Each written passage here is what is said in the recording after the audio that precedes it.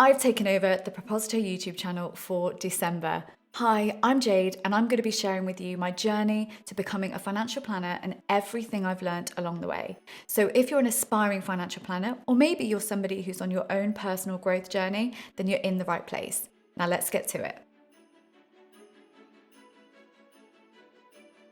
Now this video is specifically for those people who are undertaking the Diploma in Regulated Financial Planning.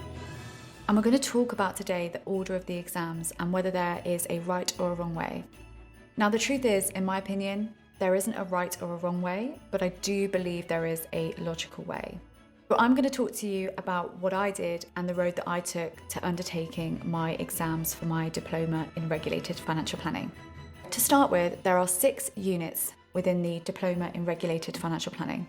So we have RO1, which is Financial Services Regulation and Ethics. We have RO2, which is Investment Principles and Risk. We have RO3, which is Personal Taxation. We have RO4, which is Pensions and Retirement Planning. We have RO5, which is Financial Protection. And then finally, we have RO6, which is Financial Planning Practice. The first 5 of those modules, so RO1 to RO5, are all multiple choice question papers. The last one, RO6, is a written exam based on 2 case studies that you receive 2 weeks prior to the examination. So what did I do? Well, firstly, I started off with RO1, which is Financial Services Regulation and Ethics. Now, even though I already had at least 5 years of experience within the profession, I still wanted to start with RO1 because I felt like this would really help build the foundations behind everything that our institution sits upon. So I started with that one. And I'm really, really glad that I did. A lot of people will say that that particular unit is quite dull.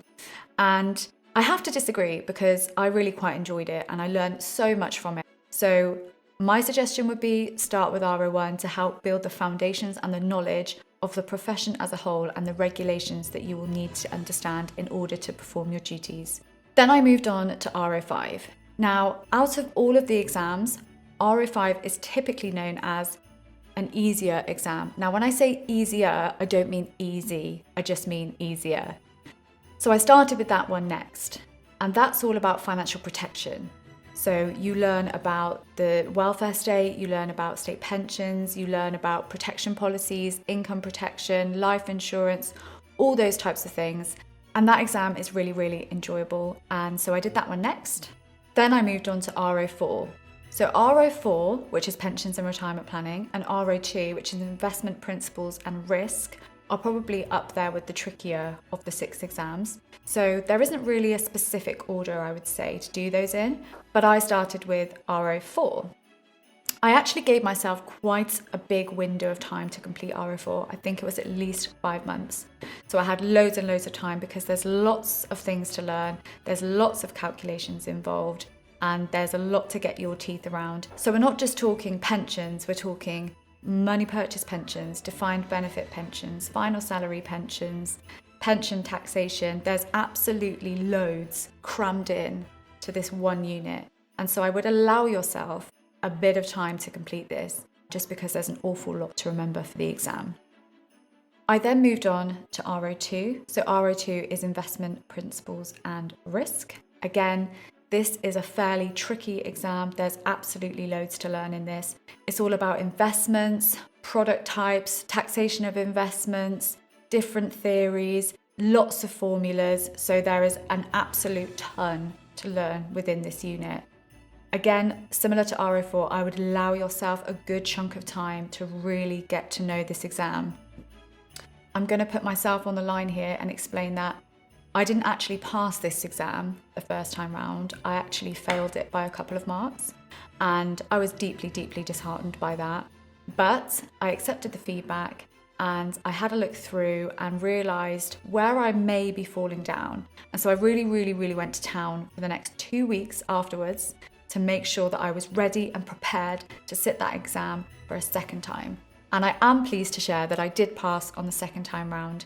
But that exam was quite tricky, but I did learn so much in the process of doing it.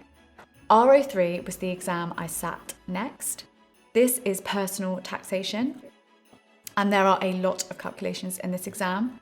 naturally, because we are talking about tax. So we're talking about personal tax, investment taxation, pension taxation, you name it, it's in there. So I would really, really advise that you spend a lot of time getting to grips with calculations and understanding that they actually do take quite a bit of time. So really learn how to do those calculations as best as you can. So last but not least is RO6. So RO6 was the last exam that I did, and that is financial planning practice. I really, really enjoyed this exam because it encompassed everything that I'd learned across the other 5 modules into one exam. So you were able to apply your knowledge to some scenarios. So what you get is you get 2 case studies 2 weeks before the exam. They are usually quite different in terms of the scenarios, and that's to allow you to look at different range of opportunities that may be applicable to different types of people and different circumstances. So you have 2 weeks to go over the case studies, and I would really, really suggest that you get to know these people as if they exist, because it really, really helps you to build better knowledge and understanding of what is needed for them. Now, obviously, you don't know what the questions are going to be. So there are a lot of resources available that can help do plan analysis before the exam so that you get an idea of what might come up. Because sometimes there's a lot of themes, general themes that come through in the examinations. So there is a general idea, but you don't actually know what you're going to be asked. So you need to spend some time understanding what is involved in your case study. What bits do you need to pick out? What bits do you need to go away and learn and focus on? Because it's really, really important that you go into the exam as prepared as you possibly can. Now, you do have access to your case studies in the exam, but naturally you don't have access to any of the notes that you've made. So it is a lot of memory retention. But I really enjoyed this exam, and I really hope that you enjoy it too. So that's it. That's the exams that you need to take in order to gain your diploma in regulated financial planning. You need to work really, really hard with this. It's not something that should be taken lightly. There's a lot of work involved and a lot of your time and effort in order to get to where you want to get. Remember, I did say earlier that there are some really useful companies and resources out there that can help support you along your journey. If you ever need to reach out to ask me any questions, I'm more than happy to do that. You can find me on LinkedIn. I really hope that you enjoyed this video and that you found it useful. Don't forget to like this video, and if you would like to see more videos like this, then please subscribe to our YouTube channel. I'll see you in the next video.